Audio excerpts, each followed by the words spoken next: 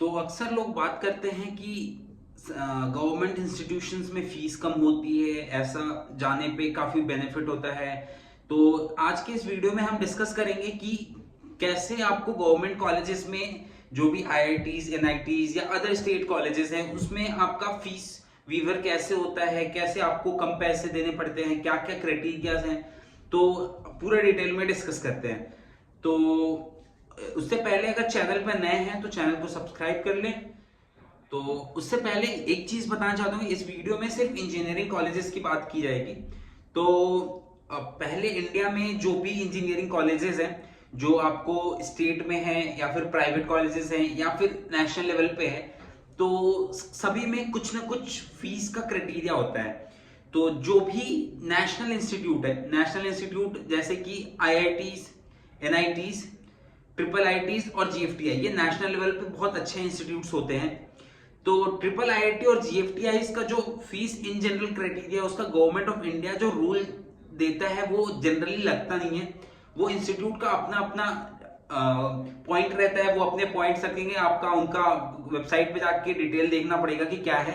पर एनआईटीज और आईआईटीज के लिए जनरल, क्योंकि इसमें काफी संख्या में लोग जाते हैं, तो इसमें फीस वीवर होता है। तो फीस वीवर अपन ट्यूशन फीस पे काउंट करवाते हैं।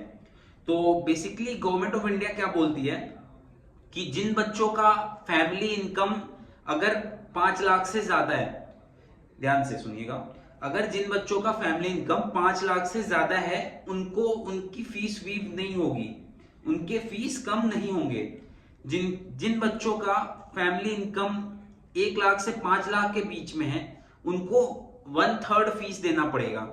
मतलब 2/3 डिडक्ट हो जाएगा, 1/3। और ये सिर्फ और सिर्फ ट्यूशन फीस पे एप्लीकेबल होगा। जो आप उनके एमिनिटीज यूज करेंगे, जो आपके उनके हॉस्टल चार्जेस यूज करेंगे, जो आपका मेस चार्ज है, वो सब आपका एज इट इज रहेगा। ये सिर्फ ट्यूशन फीस वीवर होती है। तो 1 लाख से 5 लाख के बीच 1/3 हो जाएगा आपका ट्यूशन फीस। और 1 लाख से कम वालों को 0 देना पड़ेगा, मतलब एक भी पैसे ट्यूशन फीस नहीं देने पड़ेंगे। ये 3 कैटेगरीज के बच्चों के लिए हो जाती है, जनरल, ईडब्ल्यूएस या ओबीसी। इनको ये कराना पड़ता है। ये कराने के लिए क्या करना पड़ता है, तो at the time of admission पहले तो अगर वो ईडब्ल्यूएस या ओबीसी के हैं तो कैटेगरी सर्टिफिकेट मैंडेटरी है, उसके साथ साथ इनकम डॉक्यूमेंट देना पड़ेगा। तो इनकम डॉक्यूमेंट इन 3 कैटेगरीज को इनकम डॉक्यूमेंट कहां से बनवाना है, कुछ कॉलेजेस का उसका फॉर्मेट होता है जो उनके वेबसाइट पे मिल जाएगा। आप वेबसाइट पे सर्च करेंगे, उनका फॉर्मेट उनके फॉर्मेट में ही अपलोड करना होता है। तो और उस डॉक्यूमेंट को आपको तहसीलदार या उसके ऊपर के किसी भी पोजीशन जो वेरीफाई करते हैं उनसे आपको साइन करवाना है, उनसे नीचे का नहीं होगा।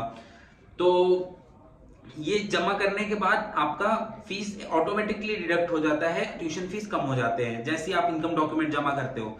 जनरल को सिर्फ इनकम डॉक्यूमेंट जमा करना पड़ेगा।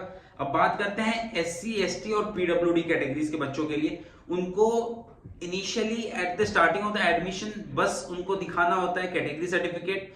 अगर वो कैटेगरी सर्टिफिकेट एक बार दिखा दिए, वन टाइम है, उसके बाद उनका एक भी फीस चार्ज नहीं लगेगा, ट्यूशन फीस एक भी चार्ज नहीं होगा पूरे पूरे उनके टाइम, जितने भी टाइम वो कॉलेज में रह रहे हैं। तो ये तो हो गई इनकी। तो जनरली ऐसा होता है कि आईआईटीज का जो होता है फीस, वो ट्यूशन फीस 1 लाख के आसपास होता है और एनआईटीज का 62,500 के अक्रॉस होता है। तो फिर उसके अकॉर्डिंग वो उनका होता है 33,000 लगेगा आईआईटीज में। सिमिलरली अगर एनआईटीज में कर लोगे तो 1/3 ऑफ 62, तो करीब करीब वही 20-22,000 21,000 के आसपास फीस लगता है। वो 1/3 और फिर नील तो हो जाता है। अब बात करते हैं कि अदर इंस्टीट्यूट्स में। तो अदर इंस्टीट्यूट्स में आपको देखना पड़ेगा कि उस इंस्टीट्यूट का इन पर्टिकुलर क्या क्राइटेरिया है, किस किस चीजों में वो देती है फीस वेवर। उनके स्कॉलरशिप्स होते हैं, उनको स्कॉलरशिप को क्रैक करना है। और इंस्टीट्यूट में काफी सारी आपके सीजी बेसिस पे काफी सारी स्कॉलरशिप मिलते रहते हैं।